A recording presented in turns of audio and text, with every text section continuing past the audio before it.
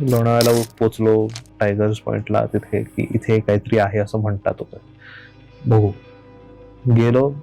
आता बाकीचे कोणी बाहेर उतरायलाच तयार नाही. म्हटलं हे इन्व्हेस्टिगेशन वगैरे हमको नहीं करने का, तुमको करना है तुम करो.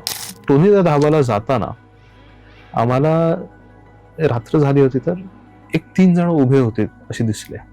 हे 3 जण असे 3, एक ह्या साईडला बघतोय, एक ह्या साईडला बघतोय आणि एक असा बघतोय. इन्व्हेस्टिगेशन करतोय, बोलतोय, विचारतोय. मागणं वारा येतोय, तर एक बाटली इकडनं अशी आडवी उडली, फेकल्या गेल्यासारखी. इथनं चालू केलं मी की इथे जर काही असेल, कोणी असेल ज्यांना आमच्याशी बोलायचं आहे, तर मी इथे आलो आहे. आम्ही तुमच्याशी बोलायला आलो आहे. तुम्ही कोण आहात, काय आहात जाणून घ्यायच्यासाठी म्हणून आलो आहे. तर तुम्ही आमच्याशी बोलाल का? जर तुम्हाला बोलायचं असेल तर एक काहीतरी साईन द्या. तर नुजरतच्या खिडकीवरती नॉक आला.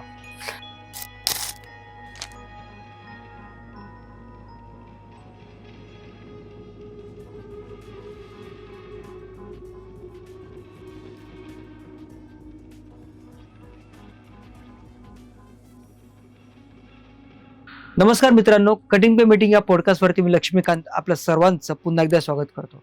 आज पुन्हा एकदा ऑन पब्लिक डिमांड आपले सर्वांचे लाडके इंडियन पॅरानॉर्मल टीम वरनं अक्षय दादा इथे आलेत. अक्षय दादाचं पुन्हा एकदा स्वागत आहे. थँक्यू. कसं आहेस? एकदम ठीक, ऑल गुड. आपण मागे पॉडकास्ट केला होता लोणावळ्याबद्दल. तर लोणावळ्याला तुमच्या ऑफिसचे कलिग आणि तुम्ही गेला होता, बरोबर. आणि तिथे काहीतरी एक कांड झालं होतं आणि त्याची चर्चा तुमच्या ऑफिसमध्ये खूप गाजली होती. तर बरोबर. नेमकं काय प्रकार होता, ते काय झालं होतं? येस. आपण जो आदला पॉडकास्ट बघितला त्या ह्याच्यात त्या मुलीचं पोझेशन झालं होतं आणि मग आपण ते क्लिअर केलं. तर ही ऍक्च्युली माझ्या ऑफिस मधली होती. माझं ऑफिस इथे मगरपट्टा सिटी मध्ये होतं. तिथे मी कामाला होतो. नाईट वाला ड्युटी होती माझी. बीपीओ होता, तिथे काम करत होतो मी. तर सॅटर्डे संडेचा वेळ मिळतो किंवा असं असतं, त्या ह्याच्यात आम्ही म्हटलं की चल आपण जरा बाहेर जेवायला वगैरे जाऊ. सो मी आणि अजून 4 जण, त्यात एक मुलगी, बाकी 4 जण आम्ही सगळे असे गेलो बाहेर जेवण वगैरे करायला, भेटू वगैरे. सो सगळ्यात आधी बाणेरला गेलो आणि त्याच्यानंतर म्हटलं आता इथेच जेवायचं का, काय करायचं. हायवेच्या जवळ पोहोचलो आहोत, बालेवाडीचे हायवेच्या जवळ पोहोचलो, तर आपण टोनीदा धाबाला जाऊ. म्हटलं ठीक आहे, चल जाऊ. टोनीदा धाबाला जाताना आम्हाला रात्र झाली होती, तर एक 3 जण उभे होते असे दिसले. आता 3 जण जर रस्त्याच्या बाजूला उभे आहेत, तर एकामागे एक, म्हणजे एक लाईनीत, नाहीतर 2 पुढे एक मागे, किंवा एकत्र असे उभे असतील, काहीतरी हातात असेल, काहीतरी बघत असतील, हालचाल असेल. काहीच नाही. हे 3 जण असे 3, एक ह्या साईडला बघतोय, एक ह्या साईडला बघतोय आणि एक असा बघतोय. वेगळ्या टोकाला? हा, 3 टोकाला असे बघतोय आणि ब्लिंक करत नाहीत, काय नाही, नुसते असे उभे आहेत. हालचाल वगैरे काही नाही.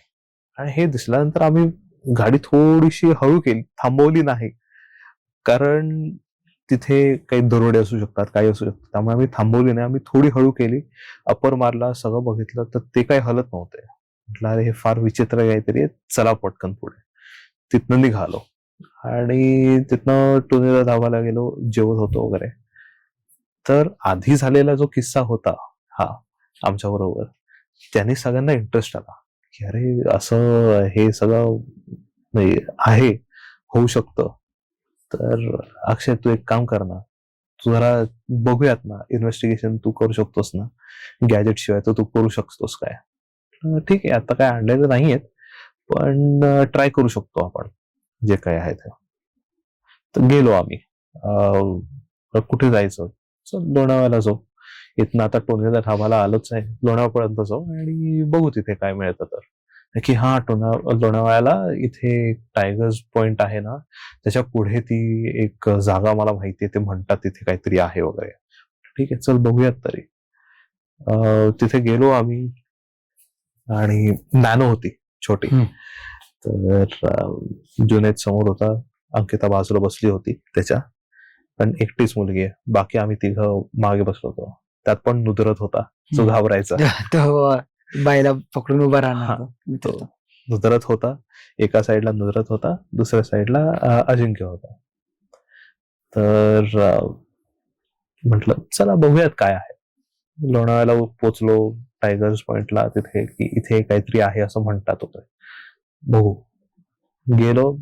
आता बाकीचे कोणी बाहेर उतरायलाच तयार नाही. म्हटलं हे इन्व्हेस्टिगेशन वगैरे हमको नहीं करने का है, तुमको करना है तुम करो, हम दूर से देखते हैं. हम देखेंगे यहाँ से.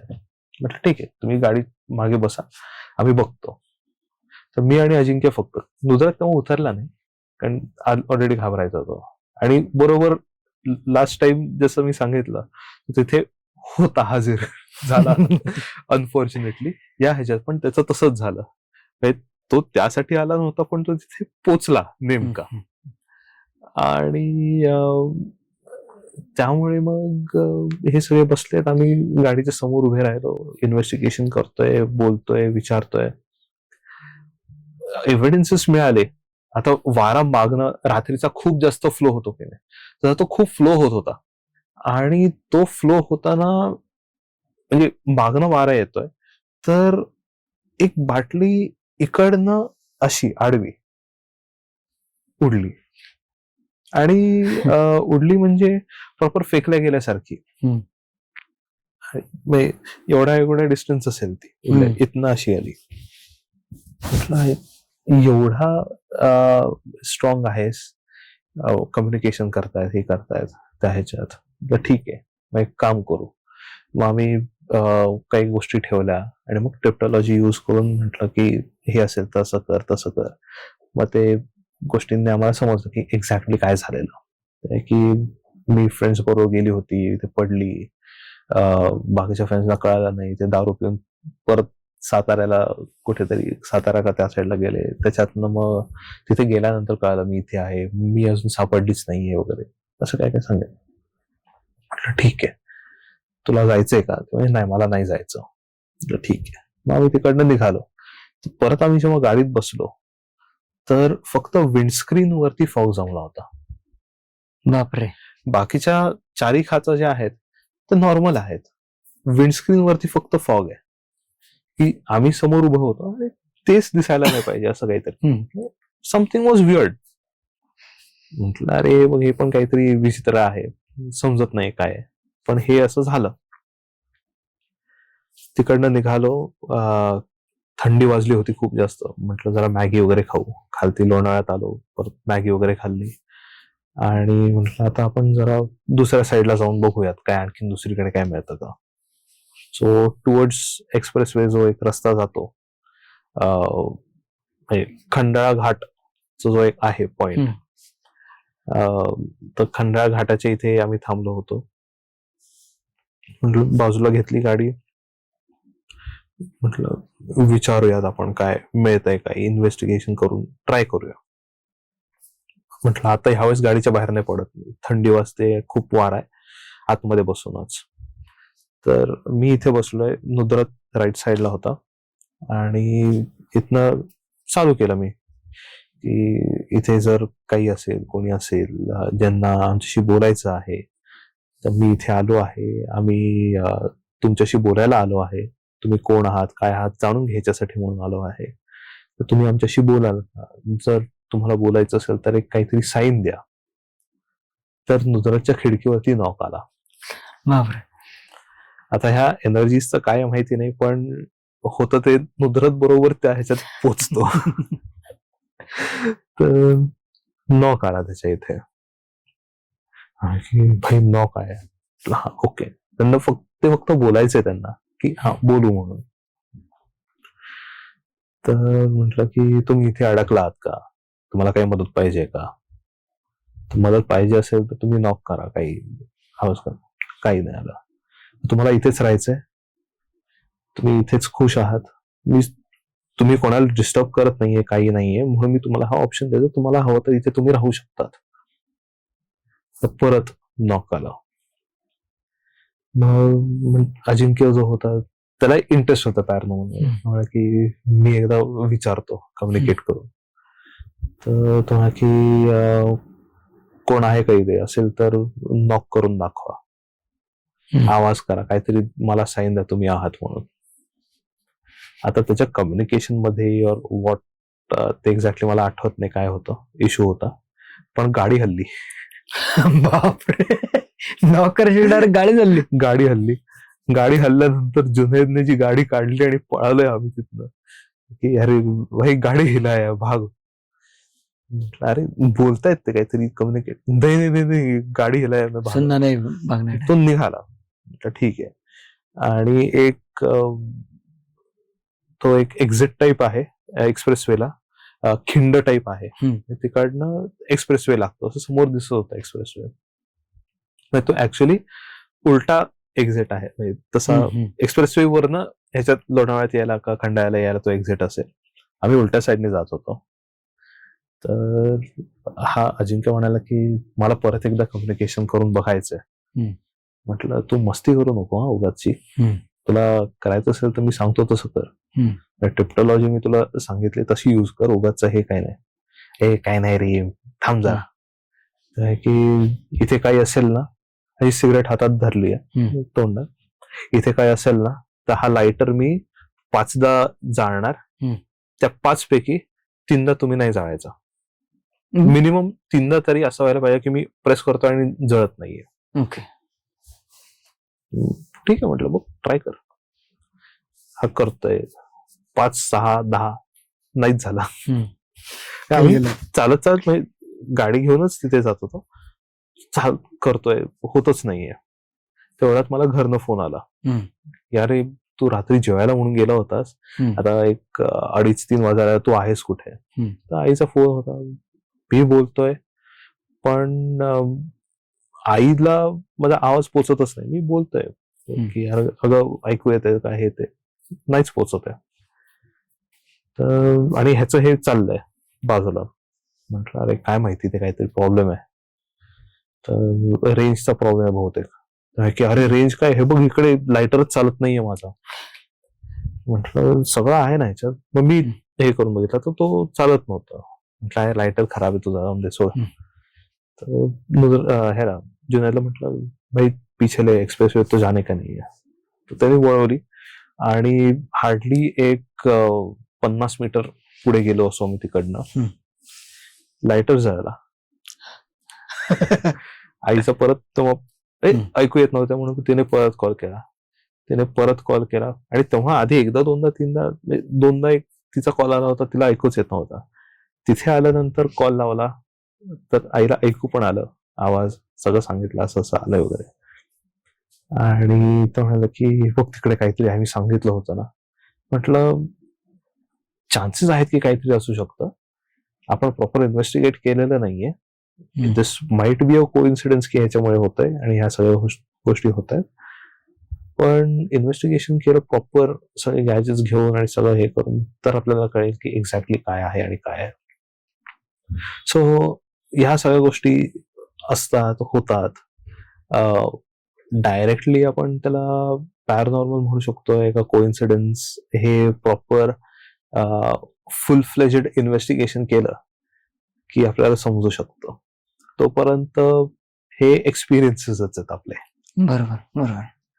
सो हा एक तसाच आमचा एक पॅरानॉर्मल एक्सपिरियन्स होता.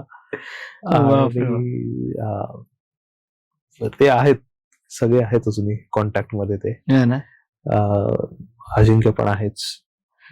म्हणजे त्या केसमध्ये असं झालं का की नेटवर्कही नव्हतं तिथं आणि ते जो पेटवायला जात होता, त्याचा काही कनेक्शन असू शकतं असं तुला वाटतंय का, की नेमकं कोइन्सिडन्सच असावा तो? कॉल तर येत होता पण आवाज जात नव्हता आणि तो कम्युनिकेट करायचा प्रयत्न करत होता याच्याने, तर ते पेटतच नव्हतं. हा, तो म्हणाला की 5 पैकी 3दा तरी त्यांनी पेटवूच दिलं नाही की पेटायला देऊ नका. मी तुम्हाला 5 चान्स देतो, ते 5 पैकी 3दा तरी तुम्ही ट्राय करा की हे नाही पेटायला पाहिजे. हा ट्राय करत असतो, नाही पेटत आहे. शेवटपर्यंत पेटू आणि तिकडनं बाहेर आला तर पेटला. बापरे बाप. सो हा एक कोइन्सिडन्स असू शकतो और व्हॉट एव्हर. कारण मी पण ट्राय केला तो हे करायला, नाही पेटला तो. तो विजन अजूनही आहे माझ्याकडे क्लिअर तसा. बापरे, अशी समोर खिंड अशी दिसते, त्यातनं मधनं रस्ता. रात्रीच्या वेळेस 3 वाजलेले. हा अंदाज तसाच झाला 2:30 वाजले असतील. कारण आम्ही टायगर पॉइंटला होतो तेव्हाच एक 12-12:30 झाले होते. खतरनाक अनुभव होता हा पण एक. येस. म्हणजे मला आता ते फॉग जो याच्यावरती जमला होता, जो मी अनालाइज करत होता किंवा तो व्हिज्युअलाइज करत होता मी, की त्यावेळेस कसं वाटलं असेल. म्हणजे तुमचं तर सोडा, म्हणजे तुम्हाला एक्सपिरियन्स आहे, पण तुमचा जो मित्र आहे बिचारा, तो तर एकदम पार घाबरतच असेल तो अजून. त्याला त्याला त्याच्यात लकीली ऍट दॅट टाइम त्याला त्याच्यात काही पॅरानॉर्मलचं असं वाटलं नाही. पण पण लॉक झाल्यावर मात्र ते हे का होतंय माहिती नाही बाबा, होतोय समोर हम्म. समोरच. म्हणजे फॉग म्हणजे ती विंडस्क्रीन फॉग अप झाली. फॉगी झाले तुम्ही. हा, बाकी धुकं वगैरे होतं, ते फक्त विंडस्क्रीन झाली होती. खतरनाक. काय माहिती काय झाली. आणि खिडक्या तर बंदच होत्या. हो, म्हणजे असं हे नाही की व्हायचं असेल तर खिडकी- सगळीकडे झालं असतं ते, हा किंवा जनरली होतं तसं. हा, आणि जर खिडक्या ओपन असत्या तर समोर पण झालं नसतं तसं. करेक्ट आहे, करेक्ट आहे. मित्रांनो, तुम्हाला असे काही पॅरानॉर्मलच्या केसेस जाणवल्या असतील किंवा तुम्हाला काही असे एक्सपिरियन्सेस जाणवले असतील तर आम्हाला कमेंट बॉक्समध्ये सांगा. आणि असं तुमच्या कोणत्या मित्राचे केसेस असतील, अनुभव असतील, तर तुम्ही आम्हाला मेल थ्रू कळवू शकता. खाली आम्ही ईमेल मेन्शन केलं, तिथे तुम्ही तुमचे एक्सपिरियन्सेस सांगू शकता. परत तुम्हाला पॅरानॉर्मलशी रिलेटेड काही प्रॉब्लेम्स असतील किंवा तुम्हाला काही सोल्युशन्स हवे असतील तर तुम्ही खाली दिलेल्या नंबरवरती कॉन्टॅक्ट करू शकता. फक्त एक आहे की तुमचा प्रॉब्लेम जेन्युइन पाहिजे. So stay tuned for more updates. आणि पुन्हा एकदा आपण अक्षय दादासोबत पुढच्या एपिसोडमध्ये भेटणार आहोत. So stay tuned for more updates. Thank you.